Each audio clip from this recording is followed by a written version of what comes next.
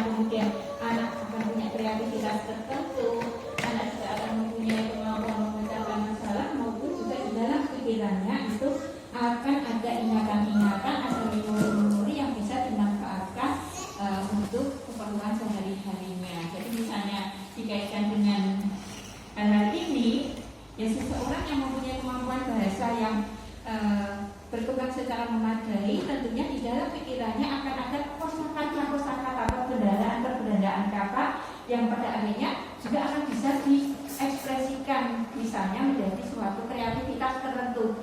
Dia baru saja pulang dari sekolah, kemudian, Bu, aku tadi diajari deklamasi, guruku cantik. Nah, itu kan sebenarnya menjadi terkait dengan kemampuan bahasa, tapi itu bisa terekspresi pula dari sisi kreativitasnya. Atau juga anak menjadi bisa bercerita, Ibu, aku tadi itu di sekolah itu ketemu teman nangis kok, Bu, terus tadi tak rangkul itu tuh senang. Berarti kalau orang itu perlu dirangkul ya, Bu. Itu kan menjadi terkait dengan perilaku. Di situ pun juga secara kecerdasan bernampak, secara bahasa nampak, kemudian juga itu terkait dengan hal-hal yang pernah dialami, ingatan dan sebagainya, sehingga terkait dengan sisi perkembangan kognitif. Kalau teroptimalkan, nanti sisi-sisi kemampuan yang terkait dengan perkembangan kognitif itu juga akan berkembang secara optimal.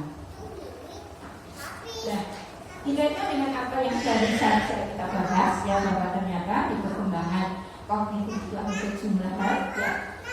Itu silakan bisa menyebutkan terkait dengan contoh kemampuan kognitif dan bahasa. Apa saja, Mbak, silakan.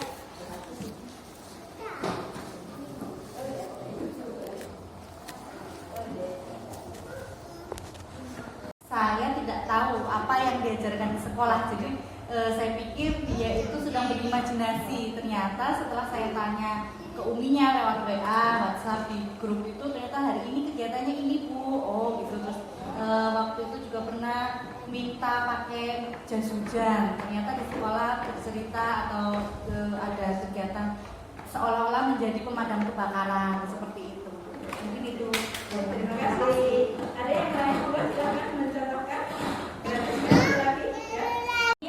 Kalau tadi kita membahas tentang perkembangan kognitif, dan sekarang kita membahas tentang tugas perkembangan kognitif. Jadi di dalam perkembangannya anak-anak kita itu mempunyai tugas yang harus diselesaikan atau harus dikuasai.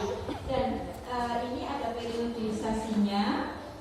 Periodisasi yang pertama adalah tugas perkembangan kognitif untuk anak usia 0 sampai 2 tahun, dan putranya ibu ikut di sini, ya. Dan di periodisasi ini ada dibagi menjadi 2 periode. Yang pertama 0 sampai 1 tahun. Tugas perkembangan kognitifnya adalah mengenali wajah dan suara orang terdekat atau ayah dan ibu. Jadi seharusnya, dan insya Allah ibu sudah melakukan, kalau kita punya anak bayi, meskipun baru saja lahir dan dia belum bisa apa-apa, tetapi kita perlu memperkenalkan diri dan memperkenalkan suara. Nah, baru pipis toh, ini mau tak ganti pokoknya ya, ini ibu yang ganti, itu bapakmu di situ loh, ayo Pak bilang ke anaknya, halo assalamualaikum. Nah, jadi anaknya itu tentunya meskipun belum bisa merespon, dia akan mendengar, oh itu suara bapakku, walaupun dia belum bisa mengatakan, tetapi dari telinganya. Kemudian kalau dia sudah memilih sambil baru juga akan ada, oh bapakku itu seperti itu, ibu seperti itu, suaranya seperti ini. Itu menjadi stimulasi awal untuk berkembangnya kemampuan pikirnya. Kemudian tugas yang kedua adalah memperhatikan benda yang dihadapannya. Jadi kan kita sering undang anaknya, itu gitu kan, kepala kita juga kita putar-putar, atau juga kita kasih kelintingan itu ya, mainan yang berputar, atau kita kasih icik-icik atau apa, itu menjadi anak dilatih untuk memperhatikan benda yang ada di hadapannya, baik saat dia masih bisanya hanya terlentang maupun nanti dia sudah bisa tenggelam dan sebagainya.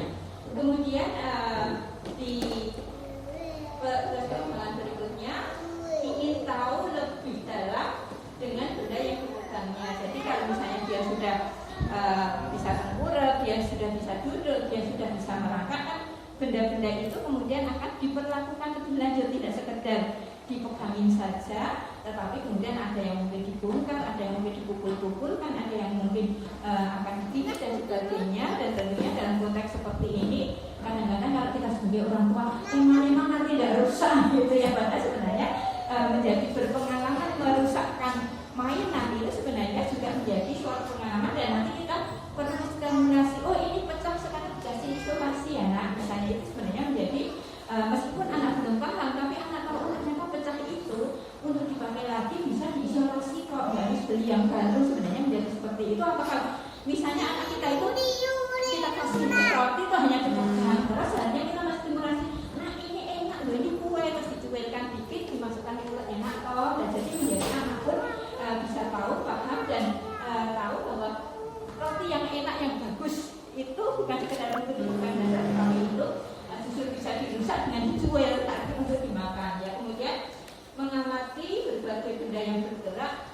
Jadi misalnya kalau dia sudah bisa merangkak atau sudah bisa duduk, kita beli mobil-mobilan, kita beli itu yang monyet yang bisa menari, kita beli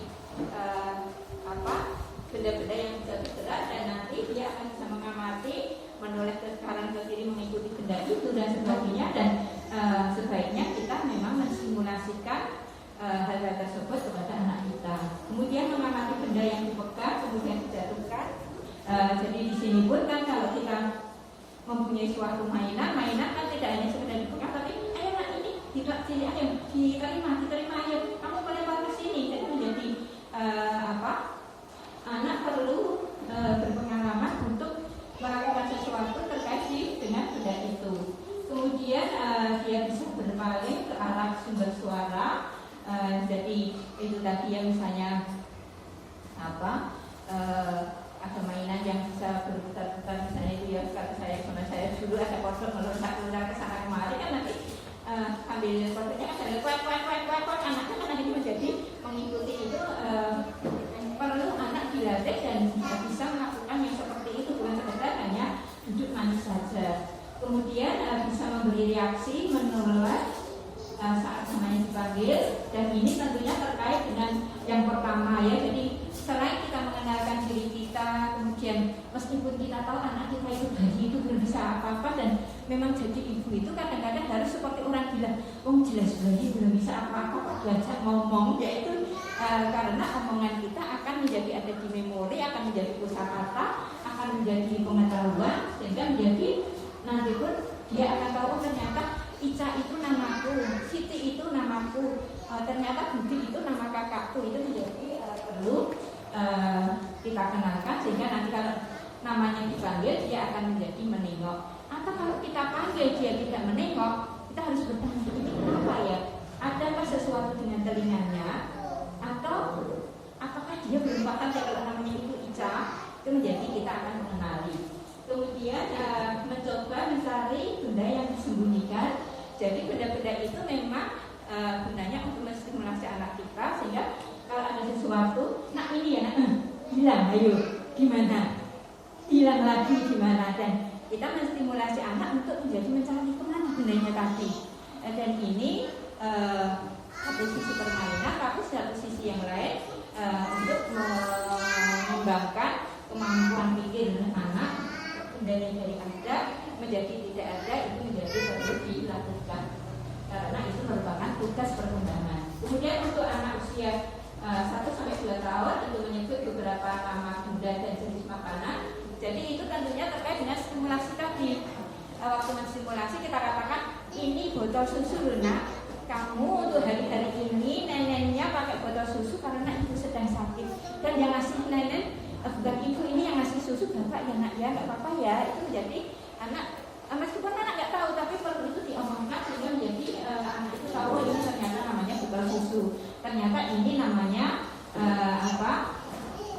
mainan bola atau kukus atau itu. Menjadi anak diharapkan di usia 1-2 tahun bisa menyebutkan beberapa nama benda dan jenis makanan. Kemudian menanyakan nama benda yang dia belum tahu. Jadi misalnya kita sudah menstimulasi nama-nama benda maupun makanan, dan suatu ketika ada makanan atau benda baru yang dia belum tahu, seharusnya harapannya kalau sudah usia 1-2 tahun itu anak akan apa atau itu misalnya itu menjadi memang dia belum akan mengatakan sempurna, tetapi dengan apa itu dia sudah mempunyai rasa ingin tahu tentang benda yang dia belum mengenalnya, dan itu perlu kita stimulasikan. Atau kalau dia belum tahu kemudian kita ini apa ya, itu menjadi anak-anaknya akan terstimulasi untuk mempunyai rasa ingin tahu.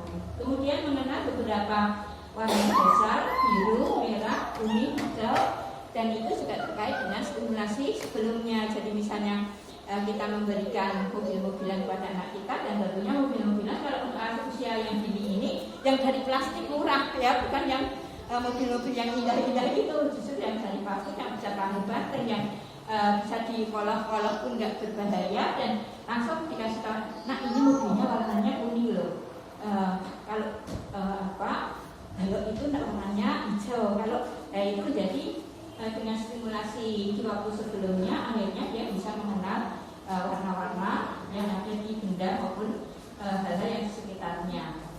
Kemudian menyebut nama sendiri dan juga nama orang yang dikenal, kembali lagi terkait dengan stimulasi yang pertama tadi. Kemudian memahami diri sendiri dan diri orang lain, dan itu juga tidak harus dengan kata-kata, tetapi misalnya suatu ketika kakaknya datang dan bulannya sedang permainan dia, kemudian dia mengatakan ini, yaitu kemudian diserahkan kakaknya, berarti dia udah tahu kok itu benda kakaknya, sementara dia punya benda yang lain. Itu menjadi harus sudah bisa diharapkan sudah bisa dicapai oleh seorang anak usia 1-2 tahun.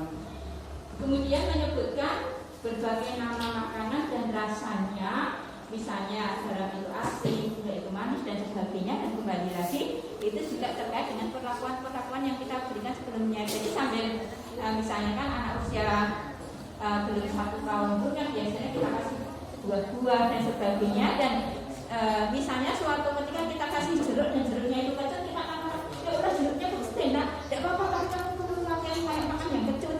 Itu kan menjadi anak, oh ternyata jeruk itu ada yang kecut, oh yang ini manis, nah oh ini pisangnya itu sudah agak busuk, sudah lumat banget, gak apa-apa ya nak ya kamu makan ya, misalnya. Jadi anak pun nanti akhirnya akan tahu oh, ternyata rasa itu bermacam-macam, dan di usia ini dia sudah menjadi paham atau sudah menjadi kita lakukan kasih ini garam ya nak, itu nanti garam itu asin ini tapi kalau tapi jangan ada nanti kalau tapi yang tidak terbiasa justru anaknya nangis ya, itu menjadi seperti itu. Kemudian anak juga diharapkan usia 1-2 tahun itu bisa membedakan ukuran benda yang besar yang mana, yang kecil yang mana, dan itu juga sambil jalan dikenalkan dengan berbagai hal yang ada di lingkungannya. Ini jeruk itu kecil loh nak, tapi gulamu itu besar. Atau misalnya punya gula banyak, gula yang besar yang ini, yang kecil yang ini. Jadi itu juga harapan sudah mampu dia lakukan. Kemudian tugas perkembangan berikutnya adalah menyusun balok dari yang besar ke yang kecil atau sebaliknya, dan itu pun juga perlu disimulasikan. Dan kalau salah menyusun, tidak harus langsung kita salahkan, tidak harus langsung kita marahi, nyusun aja nggak bisa, tetapi nah coba diperhatikan ini urutannya sudah urut apa belum, seharusnya seperti apa, ayo coba dilihat lagi. Itu menjadi kalau salah bisa kita berikan koreksi sehingga itu bisa memotivasi anak, jangan langsung disalahkan karena sudah susah payah menyusun langsung disalahkan, tentunya kan itu akan membuat dia merasa tidak berarti dan sebagainya, sehingga menjadi di sini di dalam menstimulasi perkembangan ini kita perlu melakukan menghargai apa yang sudah dilakukan anak walaupun kemudian tidak dikoreksi ya. Kemudian mengetahui akibat dari suatu perlakuan yang dia lakukan. Jadi misalnya seperti ini, kemudian anak kita mau mungkin tambahkan di sini, nah itu di atasnya ada banyak benda lunak, hati-hati ya, sehingga menjadi anak pada akhirnya akan tahu apa akibat dari suatu hal yang dia lakukan. Atau misalnya dia tiba-tiba sedang berjalan kemudian jatuh, kenapa nak jatuh? Oh ternyata kesandung, oh iya ini ada kubusnya ya, yuk diambil kubusnya biar tidak sandung lagi. Itu menjadi pemahaman tentang akibat dari suatu apa yang dia lakukan, itu diharapkan sudah mau dia pahami. Lanjut Pak. Kemudian tugas perkembangan kognitif di anak usia 2-4 tahun, ada kedua juga 2-3 tahun itu bisa meniru perilaku orang lain dengan menggunakan barang. Jadi misalnya suatu ketika anak kita itu lendat-lendat kemudian gini, oh ternyata menirukan bapaknya sedang merokok misalnya, itu kan menjadi menirukan perilaku. Atau anaknya gini-gini, oh ternyata itu menirukan ibunya yang mengiris wortel misalnya. Itu menjadi anak bisa seperti itu ibu tadi ambil sapu kemudian digunakan untuk menyapu, walaupun belum bisa menyapu, hanya menggerak-gerakkan. Itu menjadi diharapkan anak usia 2-3 tahun bisa menirukan perilaku orang lain dengan menggunakan barang ya. Kemudian memberi nama atas karya yang dibuatnya. Jadi misalnya suatu ketika dia kita kasih kertas, kemudian ada pensil atau warna, kemudian dia menggambar sesuatu, atau dia misalnya mainan panah, kemudian titi misalnya dia mengatakan itu bikin roti misalnya, atau juga menjadi nanti gambar itu dia menggambar apa, dia bisa memberikan nama atas karya yang dia lakukan walaupun karya itu belum berbentuk. Jadi misalnya dia mengatakan sapi, tapi ternyata itu hanya bulan ruwet misalnya. Oh, ternyata ini sapi loh. Ibunya batin ini bulan ruwet, kalau dia mengatakan sapi misalnya, itu menjadi anak diharapkan usia 2-3 tahun sudah bisa melakukan hal tersebut. Kemudian melakukan aktivitas seperti kondisi yang nyata. Jadi misalnya tadi salah satu kondisi nyata itu dia bisa mengambil pemotret, kemudian pura-pura membersihkan meja, atau juga menyapu kaki, atau juga betul-betul misalnya pura-pura menelpon dan mengambil HP bapaknya dan tidak dinyalakan, tapi hanya bola, halo, itu kan menjadi melaksanakan tugas perkembangan yang ketiga. Kemudian mengenal bagian-bagian tubuh, jadi dia tahu rambut, kemudian dia tahu hidung, dia tahu pipi, dia tahu telinga dan sebagainya, atau tangan, jari, ya itu diharapkan usia 2 tahun anak sudah mengenal bagian tubuh. Kemudian melihat dan menyentuh barang yang ditunjukkan oleh orang lain. Jadi ini loh, ada ini namanya mic. Nah, coba kesini, ini dipegang. Mic itu ada ininya, itu menjadi tugas perkembangan yang terkait dengan hal ini bisa juga menjadi difasilitasikan, distimulasikan kepada anak kita. Kemudian konsentrasi dalam mengerjakan sesuatu tanpa bantuan dari orang lain. Jadi insya Allah ibu-ibu juga lumayan sering ya meminta bantuan anak untuk melatih. Jadi misalnya, nak itu mainnya berantakan toh, dan mainannya itu coba kembalikan ke kotaknya ya. Kemudian kalau anak usia 2-3 tahun, harapannya itu kemudian bisa dengan kapul, dengan penuh perhatian dan dengan berkonsentrasi bisa mengembalikan dan tanpa dibantu oleh orang tuanya, dan dia tahu ya tadi disuruh memasukkan mainanku ke dalam kotak misalnya. Kemudian bisa mengeksplorasi sebab akibat. Jadi misalnya kemarin pernah itu karena kesandung kubus, suatu ketika lihat ada bola atau ada kubus, kemudian diambil, kemudian dimasukkan ke kotak, karena dia tahu sebab akibat ya, karena kemarin itu ada kubus dan saya kesandung, saya jatuh.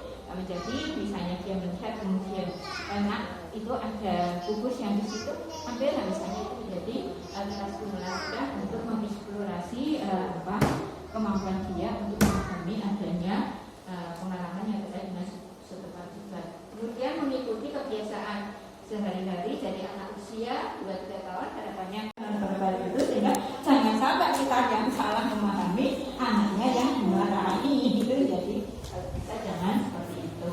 Kemudian kemampuan bahasa itu ada bahasa yang reseptif, bahasa yang dalam bentuk komunikasi yang pasif, dan ada bahasa yang ekspresif, komunikasi yang aktif. Kalau saya bahasa yang mana ibu-ibu? Yang aktif, yang ekspresif, menyatakan melalui bahasa. Kemudian kemampuan komunikasi yang pasif itu kemampuan individu untuk memahami perkataan orang lain. Jadi itu dicontohkan bapak dengan anaknya, kemudian bapaknya bilang, coba hitung ada berapa awan. Jadi anaknya berkomunikasi secara pasif, dia mendengarkan apa yang dikatakan bapaknya, kemudian